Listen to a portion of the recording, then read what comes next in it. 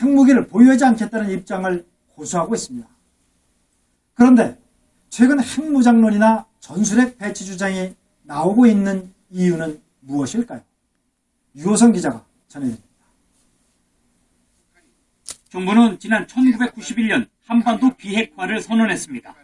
우리는 핵에너지를 평화적 목적을 위해서만 사용하며 핵무기를 제조, 보유, 저장, 배비, 사용하지 않는다.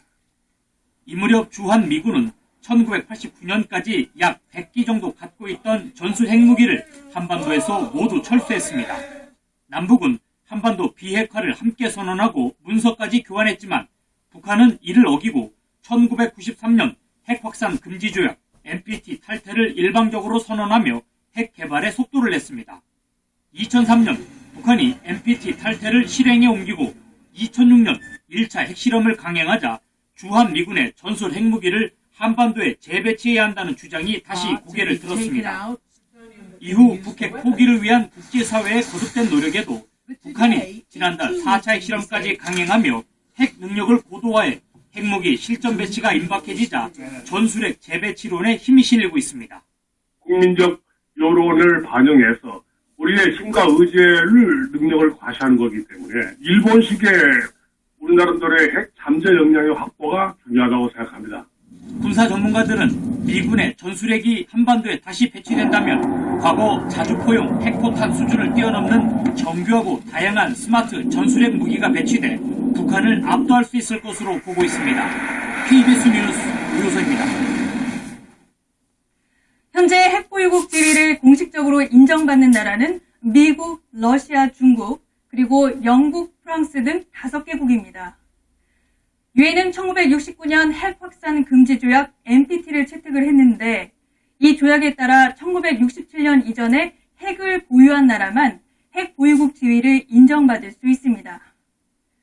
그럼 1967년 이후에 핵실험을 한 인도나 파키스탄 등은 어떨까요? 이들은 NPT 비가입국으로 핵무기는 있지만 합법적인 핵 보유국 지위는 인정받지 못하고 있습니다. NPT에 따르면 핵 보유국은 핵무기를 늘리면 안 되고 비핵 보유국들은 핵무기를 개발할 수 없으며 이 국제 원자력 기구 IAEA의 사찰도 받아야 합니다. 단 NPT 조약 제10조 1항은 이 자국의 지대한 이익을 위태롭게 할 경우 탈퇴할 수 있는 권리를 가진다고 규정하고 있습니다. 이 조항을 근거로 우리도 북한의 핵무기 위협에 맞서 NPT를 탈퇴하고 자체 핵무장을 해야 한다는 주장이 나오고 있습니다. 하지만 NPT를 탈퇴할 경우 국제사회의 경제 제재와 신뢰도 하락 등의 피해도 감수해야 합니다. 이 때문에 독자적 핵무기 개발보다는 한반도에서 철수했던 미군의 전술 핵무기를 재배치해야 한다는 주장이 나오는데 이 경우 미국이 동의해야 합니다. 이런 가운데 북한의 핵도발로 촉발된 핵무장론이 일본 등 동북아 국가로 확산될 수 있다는 우려도 나옵니다.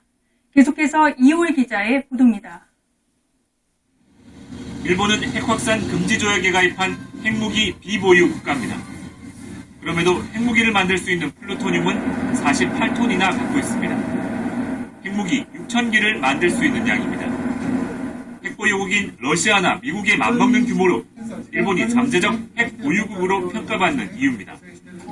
게다가 일본은 다음 달 문을 여는 핵연료 재처리 공장이 본격 가동에 들어가면 플루토늄을 연간 8톤씩 추가로 추출할 수 있습니다. 북핵 고도화로 인해 한반도의 핵 위협이 커질 경우 일본은 자국의 안보를 빌미로 즉각 핵무기 생산에 돌입할 수 있습니다.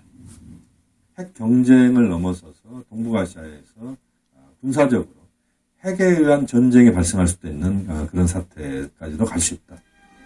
북핵 위기가 동북아의 핵무장 도미노 사태를 초래할 수 있는 만큼 북핵 문제 해결을 위한 국제사회의 강력하고 단합된 대응이 절실한 시점입니다. KBS 뉴스 이모입니다. 항장미검 의제 태공. 항우가 천하의 패권을 놓고 다투던 유방을 초대한 자리에서 칼춤을 보여주는 척하며 실제로는 유방을 살해하려 했다는 뜻의 고사성어입니다.